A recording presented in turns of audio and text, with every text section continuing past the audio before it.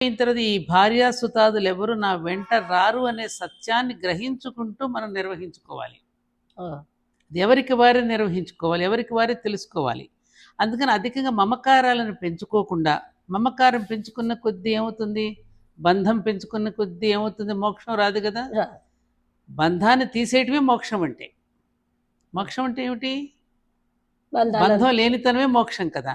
కాబట్టి బంధాలను పెంచుకున్న కొద్దీ నీకు మనసుకి బాధ కలుగుతుంది, వెష్ట కలుగుతుంది.